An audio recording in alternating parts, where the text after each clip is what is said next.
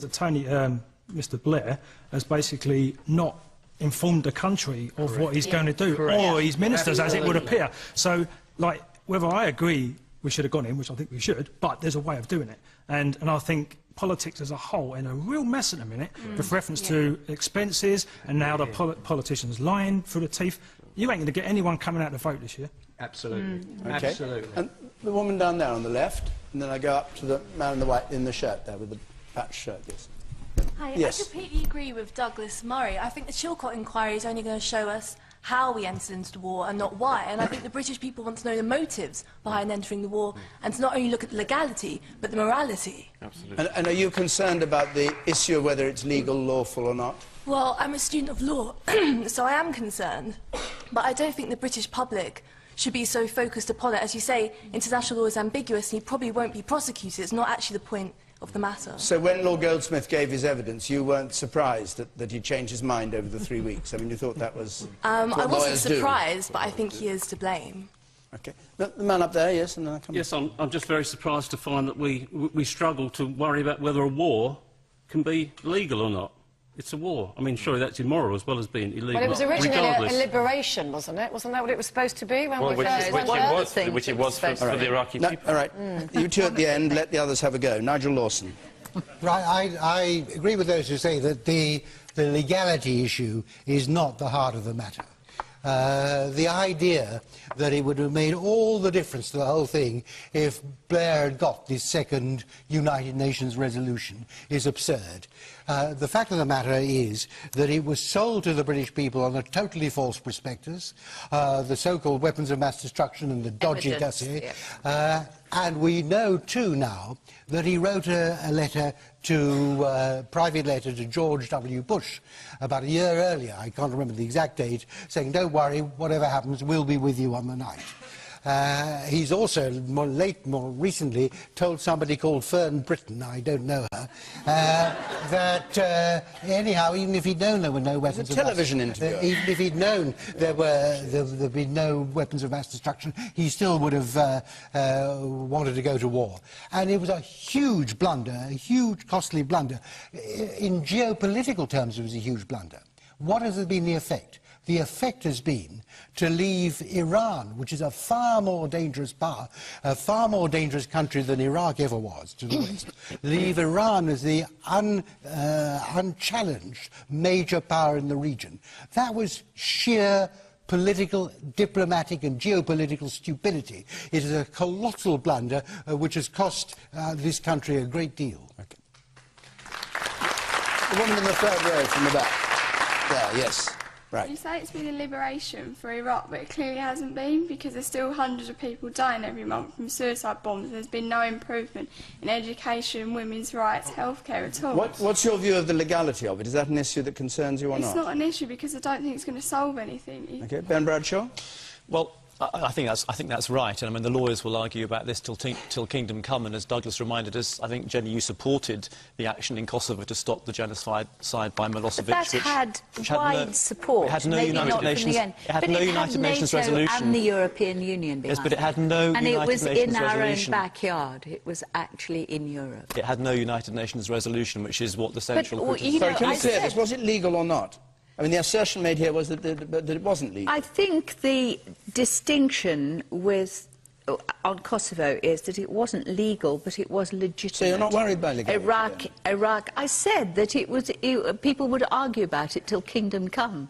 The thing that has really bothered me was the evidence, which was false. As Nigel said, right. It was a false prospectus. Well, Min Campbell, the then Liberal Democrat leader, also agreed that, as did every country, that Saddam had and a lot weapons of of your mass party destruction. then But there were agreed with 15. There weren't only one or two. There were 15 binding UN resolutions against Saddam. But in the end, I think where we have to come to on this is what Nigel and Douglas said, which is it's possible for people on this panel, for people in the country, for people in the audience, to have deeply held views on one side or the other. And it ought to be possible for us to agree that just because we don't necessarily share that view, that we don't question that person's motives. But there is another important All right, fact. hold on. I'm going to go to Jane. You have another really... important fact, but wait just a moment with it. Jane Moore. I think there's benefit of hindsight here, of course, and if maybe it had been as successful as Sierra Leone, we might not be having this inquiry in particular, because it's obviously been a bit of a disaster. But I think we can all say here, you know, Saddam Hussein, bad man, nobody laments his loss. Was it legal? Ostensibly, no.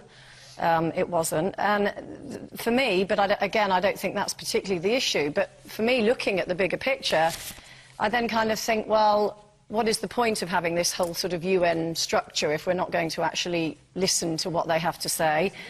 And there we are saying we're going to go to this country and we're going to try and make it a democratic country, and then we're behaving like a dictatorship, ostensibly. Well, we were behaving like a dictatorship, because even our own Attorney General was not consulted.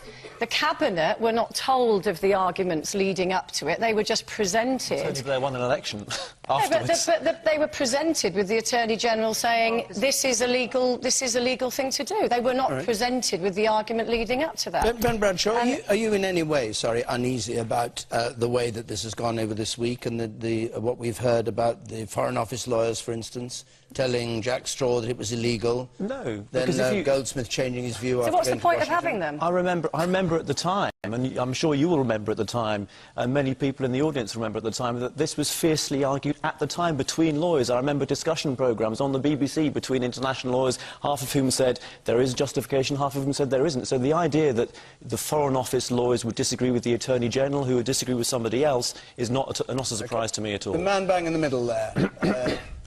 Yes, I think the microphone will reach you. Yes, sir. I think Tony Blair and George Bush, surely they should actually be tried in The Hague, because what they did to Iraq, honestly, look at the amount of lives lost. Even if Saddam is actually hanged by Iraqi people, what they did was completely wrong. And by the look of it, I believe that, you know, these people that should actually go to The Hague and be tried for what they've done. Okay, let's go on. Before we do, Twitter, if you want to follow us, we're at BBC Question Time, as you probably know if you like tweeting. You can also text us on 83981, CFAX page 155. We'll tell you what others are saying. If you're watching digitally, push the red button. And email us with your comments if you would too. Ken Edwards, please. Was David Cameron's broken society claim in the wake of the Edlington case a sign of blatant electioneering? David Cameron said in the wake of that case, the two boys torturing nearly to death two other little boys, said that this wasn't some isolated incident. This was to do with the state of Britain. Jane Moore, do you agree with him? I do agree with him to a certain extent. Was it electioneering? Yes, I think it probably was. But then I think all politicians are guilty of that. I don't think he's unique in that. But you believe Britain is a broken society? I wouldn't say... it's a very pejorative phrase, isn't it? I wouldn't say that it's wholly broken, but I would say it's fragmenting very badly, and I can't see any glue on the horizon at the moment. Ben Bradshaw? No, I think it was wrong, and I think it was almost irresponsible. I mean, to give the impression, you know, in a country where the vast majority of young people are doing better than they've ever done, where the vast majority of parents are doing their best... Ben, that's not true. If you look at... Ben, Jane, that's not true. Look at the figures coming out of GCSEs, look at the figures of young people going to university. The vast majority of young people in this country are responsible, law-abiding citizens of this country. They do not behave like that. And the vast majority of parents are also doing their best, and they're doing a good job. So no one's disputing that. Well, no, that was the implication of this. So to try to generalise from these isolated cases, and also to try to fiddle the figures as he did over crime, which we're very well aware of. You can't blame it on the parents. You can blame it on a whole host of other things. Doesn't mean to say there aren't big problems in some of our communities, and that's clear. But to try to say that there's a general broken Britain based on one or two isolated incidents, I think is wrong. Nigel Lawson. Well, first, we all know sadly, it's a lot more than just one or two isolated incidents.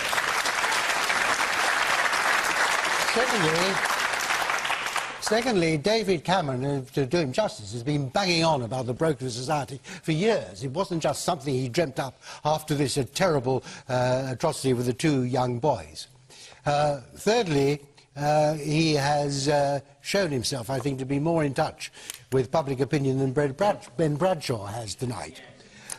Fourthly, and I won't go on very long, don't worry. Fourthly... When you get to 10thly, I'll stop you. Fourthly, the problem is... Of course, the whole of society is not broken. Of course, you're not broken in this audience. But there is a terrifying